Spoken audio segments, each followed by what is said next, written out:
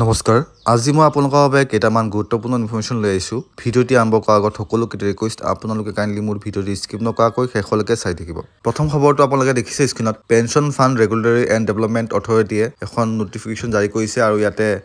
NPS আৰু ইউপিএছৰ সাৰাংশ বা বৈশিষ্ট্যসমূহ ইয়াতে দাগি ধৰা হৈছে আৰু এপ্ৰিলৰ 1 তাৰিখৰ পৰা এনপিএছ ল'ব নে ইউপিএছ ল'ব তাৰে আণ্ডাৰটেকিং লোৱা হ'ব আপোনালোকৰ অফিচৰ ফালৰ পৰা চ' আপোনালোকে চিন্তা কৰিব নিজৰ বিবেকেৰে কোনটো স্কিম আপোনাৰ কাৰণে বেনিফিচিয়েল হ'ব কাৰণ অপিএছটো চৰকাৰে নিদিয়ে বুলি কৈছে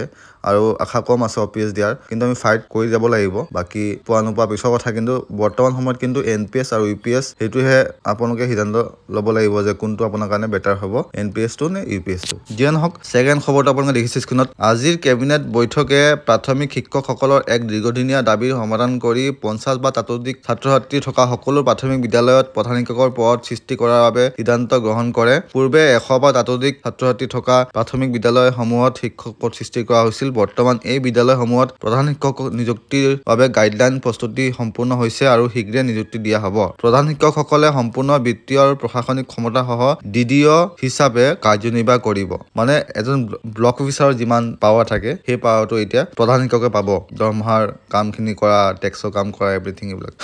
যিয়ে নহওক মোৰ এটা মনত দুখ থাকি গ'ল যে হেডমাষ্টাৰ ৰিক্ৰুটমেণ্ট কৰাৰ আগতে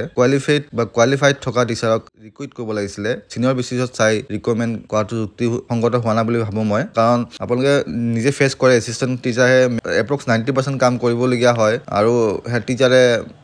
অনলাইন কাম নাজানে এইটো কাম নাজানে বুলি বাহানা মাৰি তেওঁলোকে নিজৰ কামৰ পৰা ফাঁকি দিয়ে সবক মই নাই কোৱা কিন্তু মেক্সিমাম স্কুলৰ অৱস্থা সেইটোৱে হৈছে চ' মই অনুৰোধ কৰিছোঁ যে যিসকলে আপোনালোকে আগ্ৰহেৰে এই পষ্টটো ল'বলৈ আগবাঢ়ি গৈছে আপোনালোকে অনুগ্ৰহ কৰি আপোনালোকৰ নিজৰ দায়িত্বটো কৰিব ফাঁকি নিদিব যে মই এইটো কাম নকৰোঁ বা এই অনলাইন কামটো মই এতিয়া কৰাৰ বয়স নাই সেইবিলাক নকৰিব যিহেতু আপোনালোকে আগ্ৰহেৰে পদটো ল'বলৈ যদি আপোনালোকে ইণ্টাৰেষ্টেড হৈছে তেতিয়াহ'লে আপোনালোকে কামটো কৰিবলৈ নিশ্চয় ইণ্টাৰেষ্টেড হ'ব আৰু কামখিনি যদি নোৱাৰে শিকি ল'বলৈ চেষ্টা কৰিব thirdly all Assam district administration employee ইউনিয়নৰ ফালৰ পৰা এখন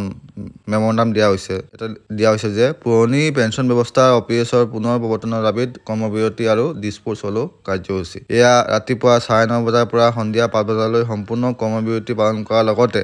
নিজ নিজ কাৰ্যালয়ৰ সন্মুখত অৱস্থান গ্ৰহণেৰে